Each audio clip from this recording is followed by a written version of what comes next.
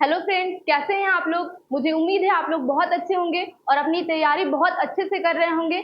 मैं आस्था श्रीवास्तव आप सभी का आपके अपने YouTube channel the imperial classes में बहुत बहुत स्वागत करती हूँ।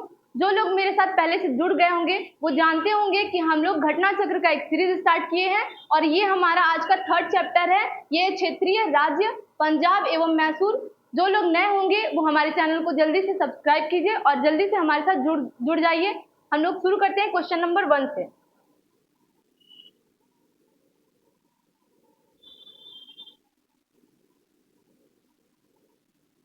हमारा क्वेश्चन नंबर 1 कहता है कि रणजीत सिंह के राज्य में सम्मिलित था। यहाँ पे आपके सामने 4 ऑप्शन दिया गया है जिसमें इसका सही आंसर हो जाएगा श्रीनगर। अब जो रणजीत सिंह है इनको शेरे पंजाब कहा जाता है, ये भी ध्यान में रखेंगे।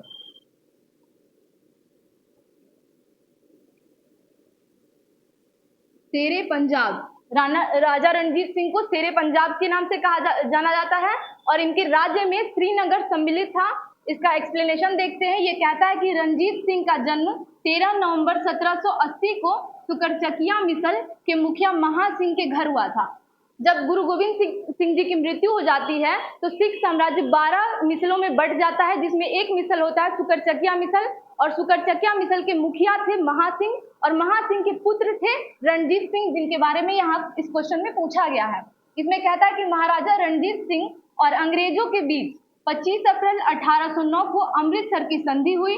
संधि का तात्कालिक प्रभाव यह हुआ कि रणजीत सिंह का सतलज पार के सिख राजाओं के ऊपर प्रभुत्व जमाने का स्वप्न टूट गया, परंतु दूसरी ओर जैसा कनिंघम ने कहा है, रणजीत सिंह को पश्चिम दिशा में प्रसार करने की खुली छूट मिल गई। उसने 1818 ईस्वी में मुल्तान, ये ध्यान में रखिएगा, 1818 ईस्वी में मुल्तान, 1819 ईस्वी में कश्मीर, जिसका कश्मीर का ही हिस्सा है श्रीनगर, ठीक है, और 1834 ईस्वी में पेशावर को जीत लिया। किसने? रणजीत सिंह ने, ठीक है। इस प्रकार प्रश्नगत विकल्पों में श्रीनगर रणजीत सिंह के राज्य में सम्मिलित था। नेक्स्ट क्वेश्चन की तरफ बढ़ते हैं। नेक्स्ट क्वेश्चन, क्वेश्चन नंबर 2 कहता है,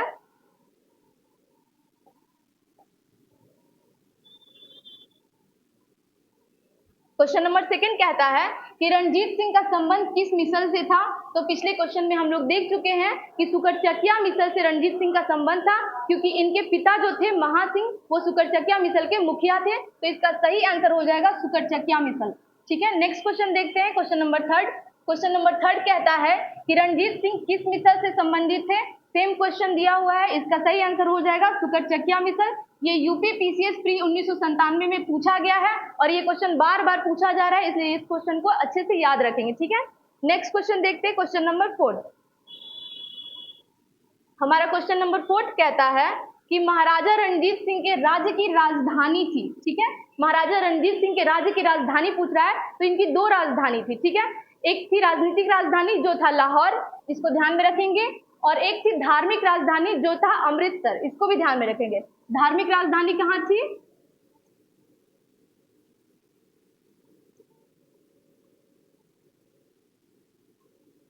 अमृतसर में थी, इसको भी ध्यान में रखेंगे, ठीक है।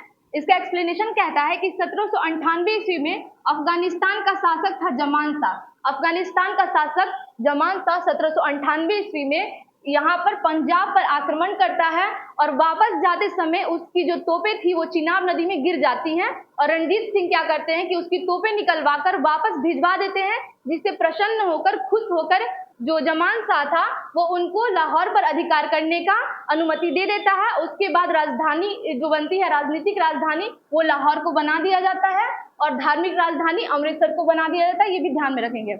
ये कह रहा है कि रणजीत सिंह ने उन्हें निकलवा कर वापस भेज दिया था, उनकी तोपों को जो चिनाब नदी में गिर गई थी, ठीक है। उस सेवा के बदले जमान शाह ने उसे लाहौर पर अधिकार करने की अनुमति दे दी। 1799 ईस्वी में रणजीत सिंह ने तत्काल लाहौर पर अधिकार कर लिया तथा उसे अपनी राजधानी बनाई, जो क्वेश्चन में पूछा गया है। नेक्स्ट क्वेश्चन देखते हैं, क्वेश्चन नंबर 5।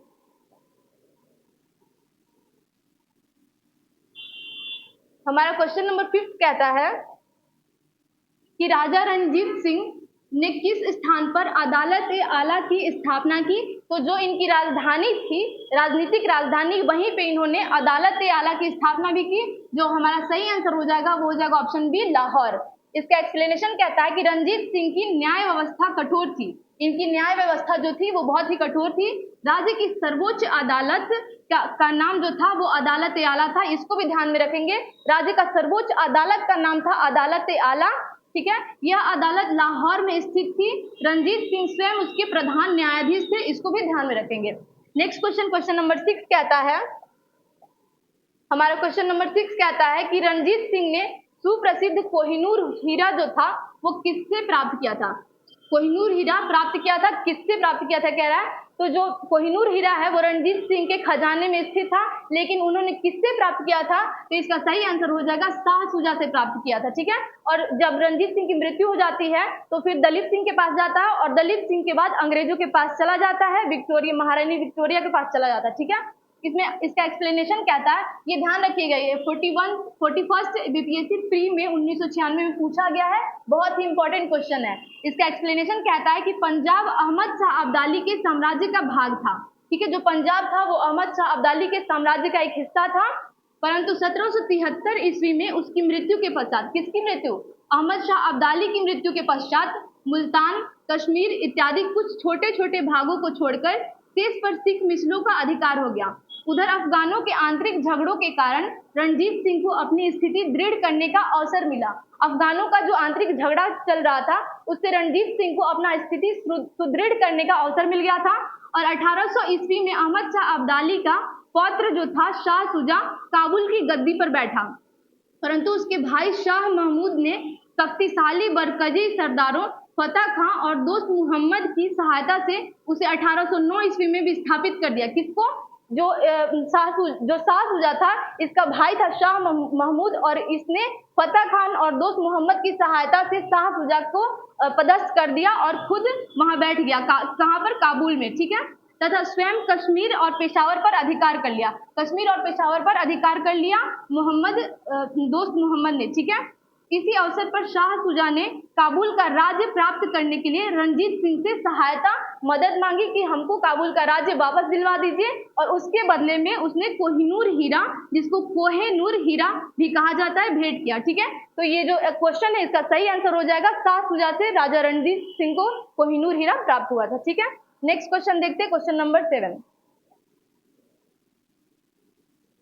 हमारा क्वेश्चन नंबर 7 कहता है कि निम्नलिखित में से किसने कहा था, ईश्वर की इच्छा थी कि मैं सब धर्मों को एक निगाह से देखूं, इसीलिए उसने दूसरी आंख की रोशनी ले ली, ठीक है। तो ये जो कथन था ये कहा था महाराजा रणजीत सिंह ने, बहुत ही कम उम्र में उनका एक आंख जो था वो चेचक होने की वजह से उसकी रोशनी चली गई थी। तभी इन्होंने बड़े होने के बाद कहा कि ईश्वर की इच्छा थी कि मैं सब धर्मों को एक निगाह से देखूं, इसीलिए उसने दूसरी आंख की रोशनी ले ली। इसका सही आंसर हो जाएगा महाराजा रणजीत सिंह। इसका एक्सप्लेनेशन कहता है कि रणजीत सिंह का जन्म जो है 13 नवंबर 1780 को सुकरचकिया मिसल के मुखिया महासिंह के घर हुआ था, जो हम लोग पिछले क्वेश्चन में देख चुके हैं। वह 12 वर्ष के ही थे कि उनके पिता का स्वर्गवास हो गया। 1792 से 1797 ईस्वी तक एक प्रतिशासन परिषद, जिसमें इनकी माता सास और दीवान लखपत राय थे, ने शासन कार्य चलाया। 1797 ईस्वी में उन्होंने समस्त कार्यभार स्वयं संभाल लिया। राजा रणजीत सिंह के बारे में कह रहा है कि जब इनके पिता मर जाते हैं, उनकी मृत्यु हो जाती है, तो इनकी माता, सास और दीवान जो लखपत राय थे वो शासन कार्य चलाते हैं, और फिर 1797 में वो जो रणजीत सिंह है वो समस्त कार्यभार अपने सर पर ले लेते हैं, ठीक है। रणजीत सिंह ने लाहौर पर 1799 ईस्वी में, अमृतसर पर 1805 ईस्वी में तथा फरीदकोट, मालेर कोटला और अंबाला पर 1808 ईस्वी में विजय प्राप्त की। रणजीत सिंह एक योग्य शासक थे। उन्होंने कहा था ईश्वर की इच्छा थी कि मैं सब धर्मों को एक निगाह से देखूं, इसीलिए उसने दूसरी आंख की रोशनी ले ली, ठीक है। इसको ध्यान में रखेंगे, किसने कहा था? राजा रणजीत सिंह ने, ठीक है। नेक्स्ट क्वेश्चन देखते हैं। हमारा नेक्स्ट क्वेश्चन कहता है कि महाराजा रणजीत सिंह के उत्तराधिकारी थे। महाराजा रणजीत सिंह का उत्तराधिकारी पूछ रहा है कि इनमें से कौन थे? जो खड़ग सिंह थे वो महाराजा रणजीत सिंह के पुत्र थे, और यही उनके उत्तराधिकारी बनते हैं, खड़ग सिंह, ठीक है। 1839 ईस्वी में रणजीत सिंह की मृत्यु के बाद उनका पुत्र खड़ग सिंह जो था वो सिंहासन पर बैठा। नेक्स्ट क्वेश्चन देखते हैं, क्वेश्चन नंबर 9। क्वेश्चन नंबर 9 कहता है कि सिख राज्य का अंतिम राजा कौन था? सिख राज्य का अंतिम राजा पूछ रहा है कि कौन था, तो वो थे दलीप सिंह। सिख राज्य का अंतिम राजा जो था वो दलीप सिंह था। इनके बारे में कहता है कि महाराजा दलीप सिंह सिख साम्राज्य के अंतिम शासक थे। उन्होंने 1843 से 1849 ईस्वी तक शासन किया। नेक्स्ट क्वेश्चन देखते हैं, क्वेश्चन नंबर 10। हमारा क्वेश्चन नंबर 10 कहता है कि पंजाब के पूर्व महाराजा दलीप सिंह के विषय में निम्नलिखित में से कौन सा कथन सत्य है। पूछ रहा है कि कौन सा कथन सत्य है। आपके पास 4 ऑप्शन दिया गया है। ऑप्शन ए कहता है कि 23 अक्टूबर 1893 को उनका निधन जो होता है वो पेरिस में हुआ, ये बिल्कुल सही है। दूसरा कह रहा है कि नासिक में उनकी अंत्येष्टि हुई, ये बिल्कुल गलत है, नासिक में नहीं, इंग्लैंड में हुआ था, इसको ध्यान में रखेंगे। इंग्लैंड में इनकी अंत्येष्टि हुई थी, नासिक में नहीं हुई थी। ऑप्शन सी कह रहा है कि उन्होंने कभी सिख धर्म नहीं छोड़ा, कह रहा है कि कभी सिख धर्म नहीं छोड़ा था, ये भी बिल्कुल गलत है। उन्होंने सिख धर्म को छोड़कर ईसाई धर्म को अपनाया था, ईसाई धर्म को अपनाया था। ठीक है, नेक्स्ट क्वेश्चन कह रहा है वह कभी भी रूस नहीं गए, ये भी बिल्कुल गलत है, वो रूस भी गए हुए थे। ठीक है, इसका एक्सप्लेनेशन देखते हैं। इसका एक्सप्लेनेशन कहता है कि पंजाब के पूर्व महाराजा दलीप सिंह का निधन 22 या कुछ स्रोतों के अनुसार 23 अक्टूबर 1893 को पेरिस फ्रांस में हो गया, जो ऑप्शन ए में दिया गया है, जो बिल्कुल सही है। ठीक है, शेष सभी कथन असत्य हैं, जो कि हम लोग देख चुके हैं। ऑप्शन बी में कहता है कि नासिक में उनका अंत्येष्टि हुआ, जबकि इंग्लैंड में हुआ था। उन्होंने कभी सिख धर्म नहीं छोड़ा, वे छोड़ के ईसाई धर्म में परिवर्तित हो गए थे। ऑप्शन डी कह रहा है वह कभी भी रूस नहीं गए थे, तो वो गए थे। ठीक है, दलित सिंह ने सिख धर्म को छोड़कर ईसाई धर्म को अपनाया था। इन्होंने रूस की यात्रा भी की थी। इनकी अंत्येष्टि इंग्लैंड में हुई थी, इसको ध्यान में रखिएगा। ठीक है, नेक्स्ट क्वेश्चन देखते हैं, क्वेश्चन नंबर 11। ये जितने भी क्वेश्चन है ये बहुत ही इंपॉर्टेंट है, इसलिए आप लोग सारे एग्जाम्स के लिए इसको अच्छे से देख सकते हैं, और भी जितने लोग आपके साथ तैयारी कर रहे होंगे उनको भी फॉलो कर सकते हैं, क्योंकि ये सारे क्वेश्चन जो हैं प्रीवियस ईयर एग्जाम्स में पूछे हुए हैं, तो ये बहुत ज्यादा ही इंपॉर्टेंट है। ठीक है, नेक्स्ट क्वेश्चन, क्वेश्चन नंबर 11 देखते हैं। क्वेश्चन नंबर 11 कहता है, क्वेश्चन नंबर 11 कहता है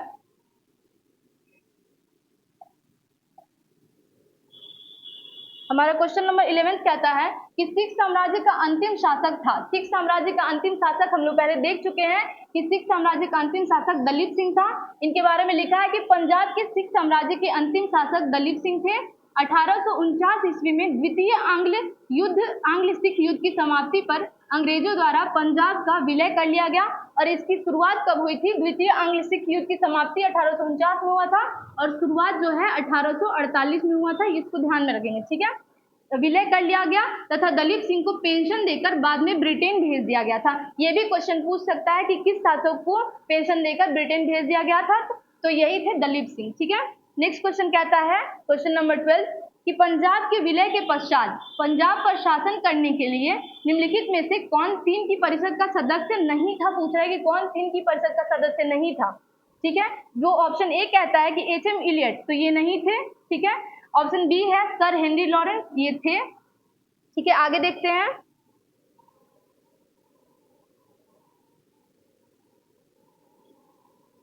आगे ऑप्शन सी कहता है कि जॉन लॉरेंस, तो ये भी थे। और ऑप्शन डी कहता है रॉबर्ट मॉन्टगोमरी, तो ये नहीं थे। ठीक है, तो जो ए और डी ऑप्शन है वो नहीं थे, 3 की परिषद में ये दोनों नहीं थे।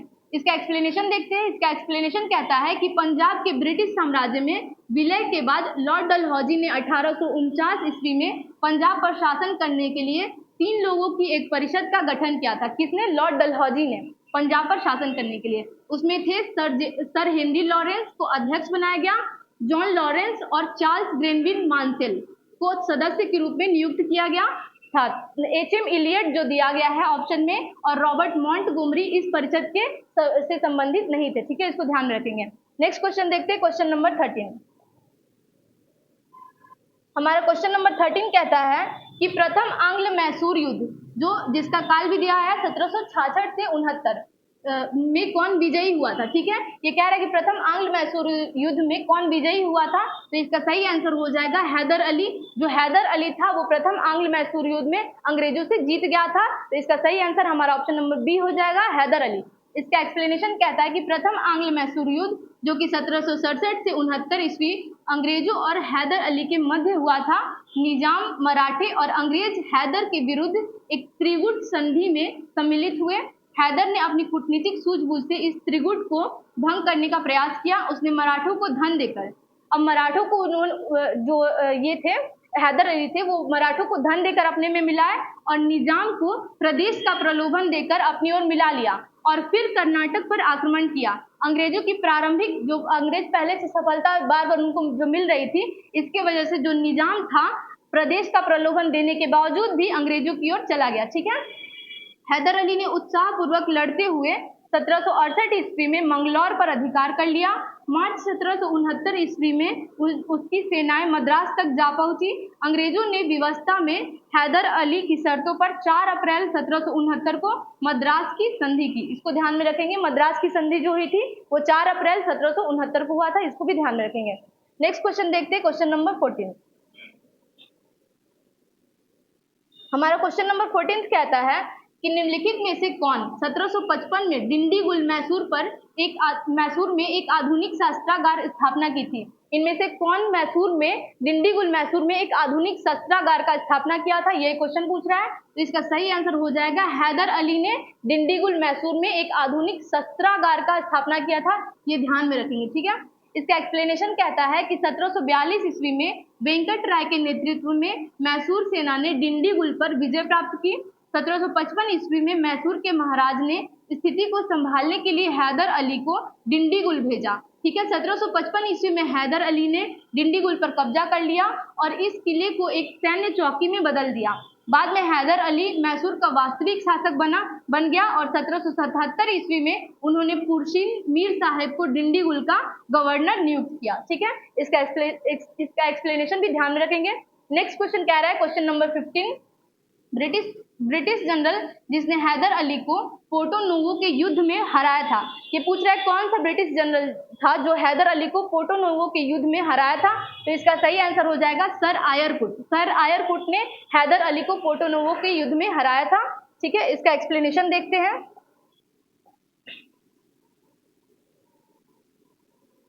इसका एक्सप्लेनेशन कहता है कि 1781 ईस्वी में हैदर अली का सामना अंग्रेज गवर्नर आयरकुट से हुआ, जिसने पोर्टो नोवो के युद्ध 1 जुलाई 1781, इसको भी ध्यान में रखेंगे, जो पोर्टो नोवो का युद्ध था वो 1 जुलाई 1781 को हुआ था, में हैदर अली को परास्त किया। ठीक है, नेक्स्ट क्वेश्चन, क्वेश्चन नंबर 16 कहता है कि टीपू सुल्तान ने अपनी राजधानी बनाई थी। टीपू सुल्तान जो था वो हैदर अली का पुत्र था और ये पूछ रहा है कि अपनी राजधानी किसको बनाया। तो ऑप्शन के अनुसार जो ऑप्शन ए है श्रीरंगपट्टनम में, ये बिल्कुल सही हो जाएगा। इसका एक्सप्लेनेशन कहता है कि टीपू सुल्तान ने श्रीरंगपट्टनम को अपनी राजधानी बनाया एवं यहाँ जैकोबिन क्लब की स्थापना की और उसका सदस्य बना। ये भी पूछता है क्वेश्चन कि जैकोबिन क्लब की स्थापना किसने की थी, तो इसका भी आंसर हो जाएगा टीपू सुल्तान। और टीपू सुल्तान को शेरे मैसूर कहा जाता है, इसको ध्यान में रखेंगे, शेरे मैसूर। ठीक है, और फर्स्ट क्वेश्चन में मैंने बताया था कि शेरे पंजाब किसको कहा जाता है, आप लोग कमेंट बॉक्स में बताइए। नेक्स्ट क्वेश्चन, क्वेश्चन नंबर 17 देखते हैं। क्वेश्चन नंबर 17 कहता है कि निम्नलिखित भारतीय शासकों में से कौन था जिसने विदेशों में आधुनिक पद्धति से दूतावास स्थापित किए थे। तो इसका सही आंसर हो जाएगा टीपू सुल्तान। टीपू सुल्तान ने विदेशों में आधुनिक पद्धति से दूतावास स्थापित किया था। ठीक है, नेक्स्ट क्वेश्चन देखते हैं।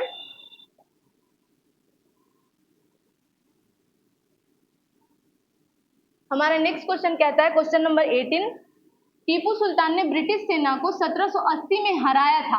ब्रिटिश सेना को टीपू सुल्तान ने 1780 में किस युद्ध में हराया था, तो ये पोलीलूर में हराया था। ठीक है, और ये इसका एक्सप्लेनेशन कहता है कि हैदर अली एवं टीपू सुल्तान ने मराठों तथा निजाम के साथ एक समझौता कर लिया तथा फ्रांसीसी सहायता का वचन ले लिया तथा कर्नाटक पर जुलाई 1780 में आक्रमण करके अरकाट पर अधिकार कर लिया। तत्पश्चात टीपू ने हेक्टर मुनरो की सेना को पोल्लीलूर नामक स्थान पर हराया था। ठीक है, ये पोल्लीलूर एक स्थान है जिस स्थान पर टीपू सुल्तान ने ब्रिटिश सेना को 1780 में हराया था। ठीक है, नेक्स्ट क्वेश्चन देखते हैं, क्वेश्चन नंबर 19। क्वेश्चन नंबर 19 कहता है कि अंग्रेजों ने श्रीरंगपट्टनम की संधि किसके साथ की थी। अंग्रेजों ने श्रीरंगपट्टनम की संधि किसके साथ की थी, और ये क्वेश्चन 42nd बीपीएससी प्री 1997 में पूछ चुका है। तो जो ये कह रहा है कि अंग्रेजों ने श्रीरंगपट्टनम की संधि किसके साथ की थी, तो जो आंग्ल मैसूर युद्ध हुआ था वो टीपू सुल्तान के साथ हुआ था। तृतीय आंग्ल मैसूर युद्ध में जब टीपू सुल्तान अंग्रेजों से हार गया था तभी उसने श्रीरंगपट्टनम की संधि की थी। तो इसका सही आंसर हो जाएगा टीपू सुल्तान। इसका एक्सप्लेनेशन कहता है कि तृतीय आंग्ल मैसूर युद्ध 1790 से 92 ईस्वी का अवसान श्रीरंगपट्टनम की संधि, अवसान मतलब इसका अंत जो होता है वो श्रीरंगपट्टनम की संधि मार्च 1792 द्वारा हुआ। इस संधि में अंग्रेजों की ओर से कॉर्नवालिस तथा मैसूर से टीपू सुल्तान शामिल थे। इसको भी ध्यान में रखेंगे कि अंग्रेजों की ओर से कौन था, तो कॉर्नवालिस था और मैसूर से टीपू सुल्तान थे। ठीक है, इसके अनुसार टीपू को अपने राज्य का लगभग आधा भाग अंग्रेजों तथा उनके साथियों को देना पड़ा। साथ ही युद्ध के हार जाने के रूप में टीपू को 3 करोड़ रुपए भी देने पड़े थे। इसको भी ध्यान में रखेंगे। ठीक है, नेक्स्ट क्वेश्चन देखते हैं।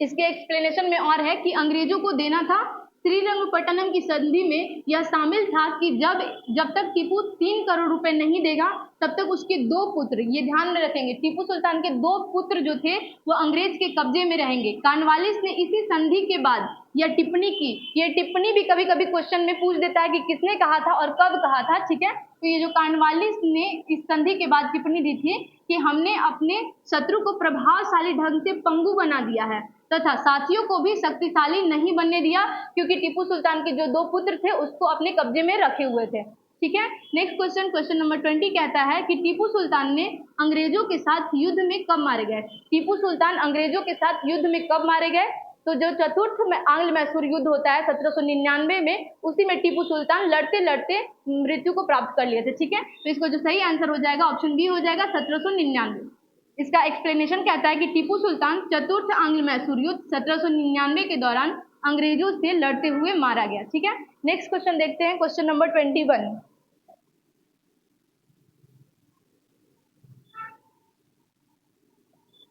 जो हमारा क्वेश्चन नंबर 21 है ये कहता है कि निम्नलिखित में से कौन एक सुमेलित है। वो पूछ रहा है कि कौन एक सुमेलित है।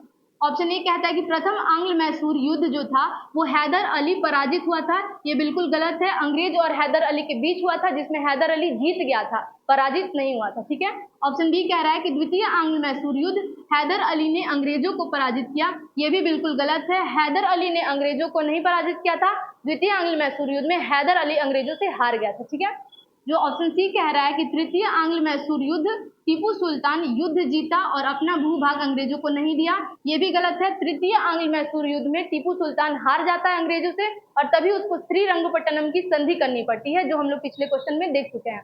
ऑप्शन डी जो हो जाता है हमारा सही हो जाता है। ये कहता है कि चतुर्थ आंग्ल मैसूर युद्ध टीपू पराजित किया गया और युद्ध के मध्य दिवंगत हुआ। ये बिल्कुल सही आंसर हो जाएगा, ऑप्शन डी हमारा सही हो जाएगा। एक्सप्लेनेशन देखते हैं। एक्सप्लेनेशन कहता है कि प्रथम आंग्ल मैसूर युद्ध जो कि 1767 से 69 ईस्वी में हुआ था, इस दौरान अंग्रेज गवर्नर वेरलस था। इसको भी याद रखेंगे। ठीक है, अंग्रेज गवर्नर इस समय वेरलस था। ठीक है, युद्ध 4 अप्रैल 1769 को मद्रास की संधि द्वारा समाप्त हुआ। तो ये भी पूछता है कि प्रथम आंग्ल मैसूर युद्ध जो था वो किसकी संधि से अंत होता है, तो ये मद्रास की संधि से अंत हो जाता है। ठीक है, इसका सेकंड देखते हैं। सेकंड कहता है कि द्वितीय आंग्ल मैसूर युद्ध जो कि 1780 से 84 ईस्वी तक चला था, इस दौरान अंग्रेज गवर्नर जनरल वॉरेन हेस्टिंग्स था। और द्वितीय आंग्ल मैसूर युद्ध के समय कौन गवर्नर था, तो जनरल वॉरेन हेस्टिंग्स था।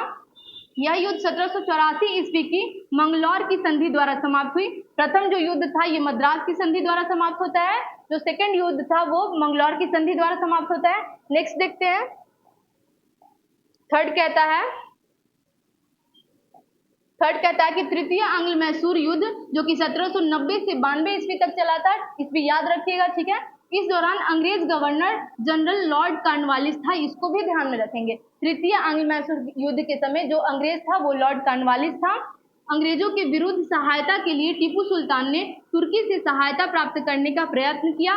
1784 से 85 ईस्वी में उसने एक दूत कुस्तुनतुनिया भेजा। 1787 ईस्वी में टीपू ने एक दूत मंडल फ्रांस भी भेजा। यह युद्ध 1792 ईस्वी की श्रीरंगपट्टनम की संधि द्वारा समाप्त हो गया। ठीक है, नेक्स्ट कह रहा है 4 कि चतुर्थ आंग्ल मैसूर युद्ध जो कि 1799 ईस्वी में हुआ था, इस दौरान अंग्रेज गवर्नर जनरल लॉर्ड वेलेस्ली था। इसको भी ध्यान में रखेंगे।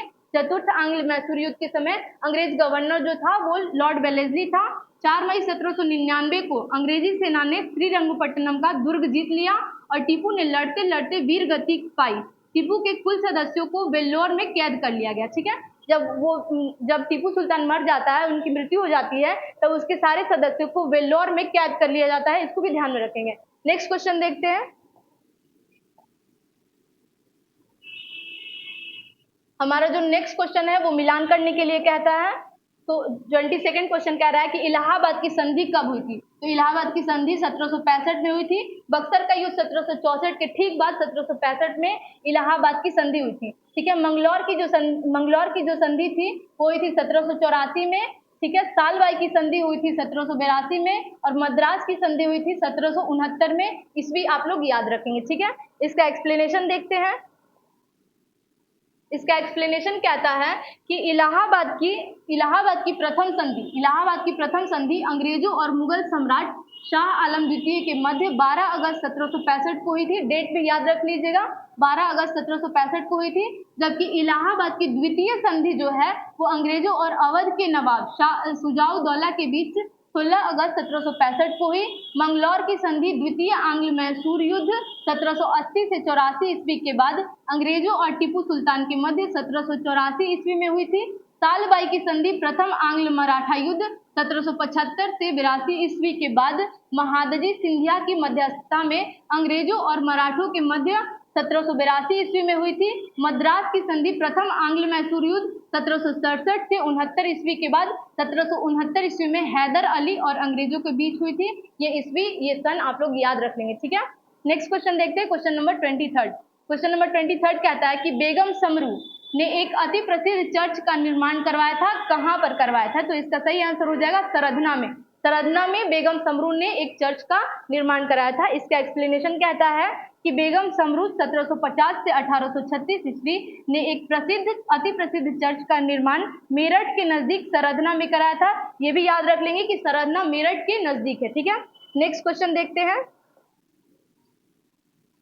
हमारा क्वेश्चन नंबर 24 कहता है कि निम्न कथनों में से कौन सा एक सही नहीं है। क्वेश्चन आप लोग ध्यान से पढ़ा कीजिए, सही नहीं है। ठीक है, अक्सर हम लोग नहीं पढ़ते हैं और गलत करके आ जाते हैं। ठीक है, तो ये कह रहा है कि सही नहीं है। इसका ऑप्शन ए जो है, अली मर्दान खान ने बंगाल में राजस्व कृषि पद्धति प्रारंभ की, ये गलत हो जाता है। ठीक है, ये गलत हो जाएगा, इसलिए ऑप्शन ए हमारा इसका आंसर हो जाता है। ठीक है, ऑप्शन बी कह रहा है कि महाराजा रणजीत सिंह ने लाहौर में तोपों के निर्माण के लिए आधुनिक ढलाई खाने स्थापित किए, ये बिल्कुल सही है।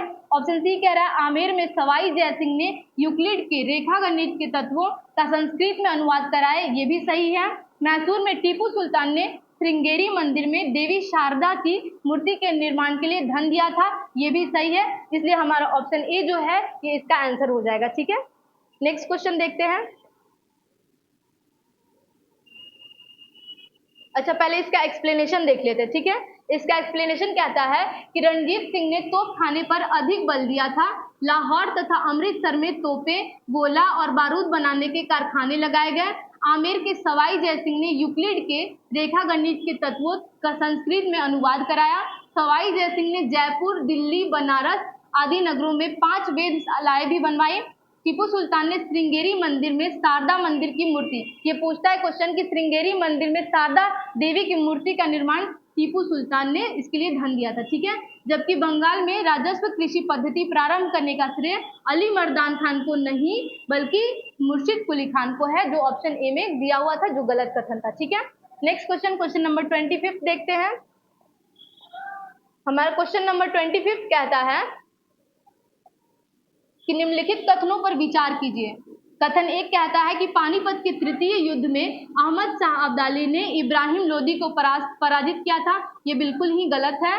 ऑप्शन 2 कहता है कि तृतीय आंग्ल मैसूर युद्ध में टीपू सुल्तान की मृत्यु हुई थी, ये भी गलत है। हम सभी जानते हैं कि तृतीय आंग्ल मैसूर युद्ध में टीपू सुल्तान की मृत्यु नहीं हुई थी, जबकि चतुर्थ आंग्ल मैसूर युद्ध में टीपू सुल्तान की मृत्यु हुई थी और तृतीय आंग्ल मैसूर युद्ध में टीपू सुल्तान ने श्रीरंगपट्टनम की संधि अंग्रेजों के साथ किया था। ठीक है, नेक्स्ट कहता है कि पलासी के युद्ध में सिराजुद्दौला की पराजय के लिए मीर जाफर ने अंग्रेजों से मिलकर षड्यंत्र रचा था, तो ये बिल्कुल सही हो जाता है। इसलिए ऑप्शन बी है केवल 3, ये हमारा सही हो जाएगा। ठीक है, एक्सप्लेनेशन देखते हैं।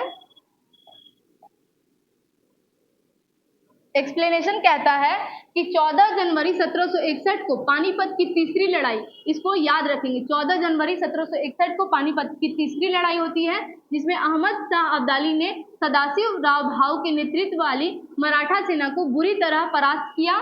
जेएन सरकार के अनुसार महाराष्ट्र में संभवतः ही कोई परिवार ऐसा नहीं होगा जिसने कोई न कोई संबंधी न खोया हो, तथा कुछ परिवारों का तो सर्वनाश ही हो गया। 1790 से 92 ईस्वी में हुए तीसरे आंग्ल मैसूर युद्ध में टीपू सुल्तान केवल पराजित हुआ था, उसकी मृत्यु नहीं हुई थी। ठीक है, श्रीरंगपट्टनम की संधि से युद्ध विराम संपन्न हुआ। तृतीय जो आंग्ल मैसूर युद्ध था, जो वो श्रीरंगपट्टनम की संधि से युद्ध विराम हो जाता है। ठीक है, टीपू की मृत्यु 1799 ईस्वी में चतुर्थ आंग्ल मैसूर युद्ध में हुई थी। प्लासी के युद्ध 1757 ईस्वी में मीर जाफर ने अंग्रेजों से मिलकर सिराजुद्दौला के विरुद्ध षड्यंत्र रचा था। अन्य षड्यंत्रकारियों में साहूकार जगत सेठ, राय दुर्लभ तथा अमीन चंद्र प्रमुख थे, अतः केवल तीसरा कथन ही सत्य है। ठीक है, ऐसी ही जानकारी वाले वीडियोस के लिए हमें सब्सक्राइब कीजिए, हमारे चैनल को फॉलो कीजिए, और जितने लोग आपके साथ तैयारी कर रहे होंगे उन सभी के साथ इस वीडियो को शेयर कीजिए। ज़्यादा से ज़्यादा लोगों को हमारे साथ जोड़िए ताकि आप लोग को ज़्यादा से ज़्यादा फायदा मिल सके। Thank you so much.